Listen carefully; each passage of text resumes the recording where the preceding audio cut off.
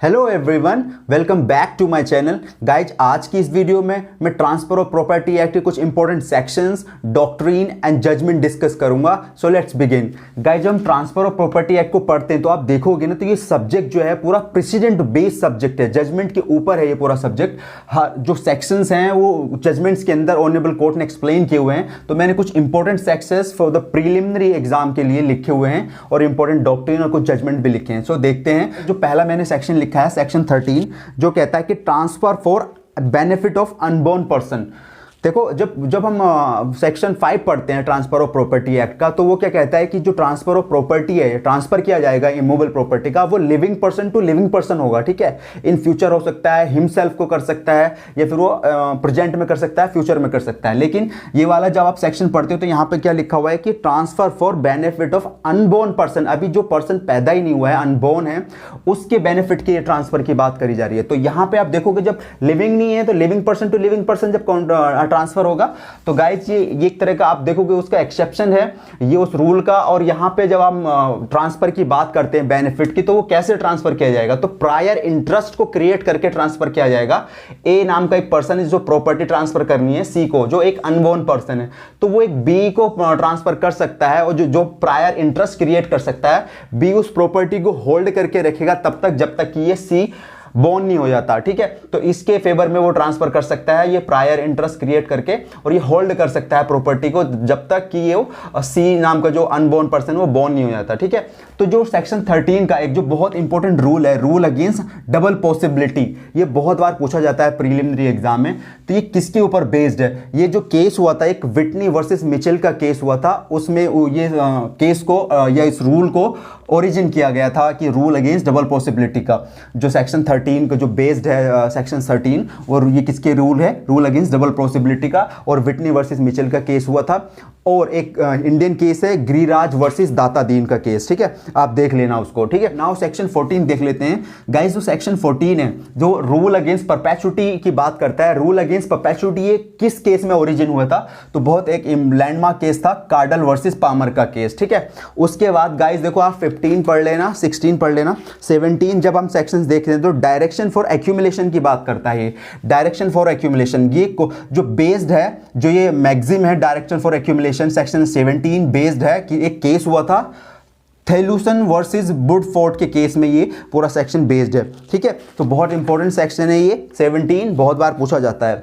उसके बाद आप वेस्टेड इंटरेस्ट पढ़ोगे गाइस, 19 सेक्शन, और 21 जो कंटीजेंट इंटरेस्ट है, काफी बार पूछता है वेस्टेड इंटरेस्ट कौन से सेक्शन में है, कंटीजेंट इंटरेस्ट 21 सेक्शन में है, तो आप देख लेना। उसके बाद गाइस आप देखोगे सेक्शन 25, 26, 27 बहुत इंपॉर्टेंट सेक्शन है और बहुत फ्रीक्वेंटली रिपीटेड सेक्शन है गाइज ये एग्जाम के अंदर। 25 जो है कंडीशनल ट्रांसफर की बात करता है, कंडीशनल ट्रांसफर की बात करता है। काफी बार पूछा गया ये एग्जाम में, कंडीशनल ट्रांसफर है ना, कंडीशन कितनी है, कंडीशन प्रेसिडेंट हो सकता है, कंडीशन सब्सिक्वेंट होती है, कोलेटरल कंडीशन होती है, तो आप देख लेना, इंपॉर्टेंट सेक्शन है। और सेक्शन 26 जिसको हम डॉक्ट्रिन ऑफ साइप्रस के नाम से भी जाते हैं, डॉक्ट्रिन ऑफ साइप्रस पूछता है कि डॉक्ट्रिन ऑफ साइप्रस किस सेक्शन से रिलेटेड है, तो सेक्शन 26 से डॉक्ट्रिन ऑफ साइप्रस है। और doctrine of acceleration, doctrine of acceleration किस सेक्शन से रिलेटेड है? Section 27 of the transfer of property act. ठीक है, सो एक्सक्लेरेशन हो गया, डॉक्ट्रिन ऑफ साइप्रस हो गया। तो सेक्शन 35 जो है डॉक्ट्रिन ऑफ इलेक्शन की बात करता है,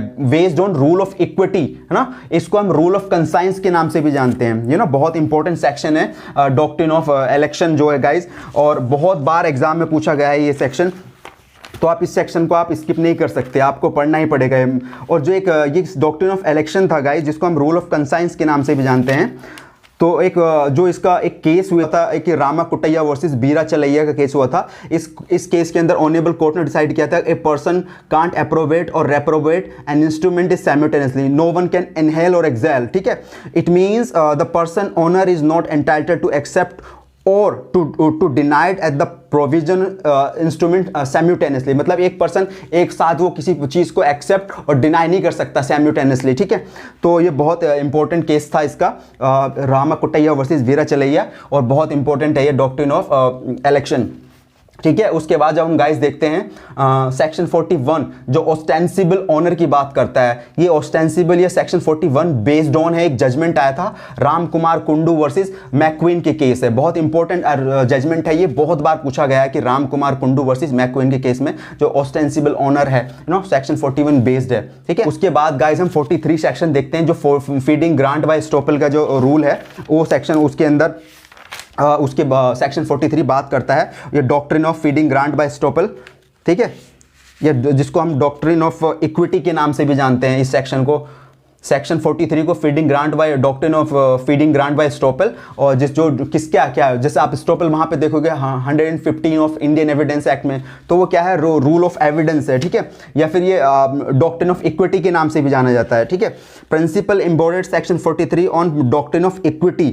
ठीक है, सो 43 सेक्शन है फीडिंग ग्रांट बाय स्टॉपल, बहुत बार पूछा जाता है। और इससे एक पिकार्ड वर्सेस सीयर्स का केस है, बहुत लैंडमार्क केस है पिकार्ड वर्सेस सीयर्स का। आप देख लेना 43 में पूछ लेता है कि पिकार्ड वर्सेस सीयर्स ये कौन से सेक्शन से या कौन से डॉक्ट्रिन से रिलेटेड है।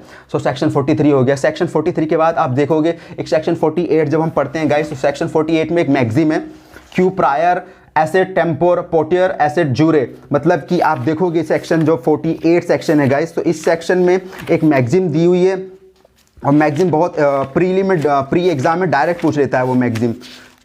ठीक है, सो ये गाइस आप मैगजीम देखोगे इसका, तो section 48 based on equitable maxim namely qui prior est tempore potior est jure which denotes what is first in point of time is better in law. ठीक है, सो ये डायरेक्ट आपको पूछ लेगा सेक्शन 48 कि कौन सी जो मैगजीम है किस सेक्शन के ऊपर बेस्ड है। ओके, उसके बाद 49 में आप देखोगे जहां पे फायर इंश्योरेंस की बात की गई है कि transferees right under policy, so fire insurance है इसके अंदर। ठीक है, उसके बाद गाइस 51 सेक्शन जब आप देखते हैं 51 ये पूछा भी गया था 51 जो से ये मैगजीम पूछ लेते हैं कि he who seeks equity must do equity किस सेक्शन से रिलेटेड है, तो section 51 he who seeks equity must do equity.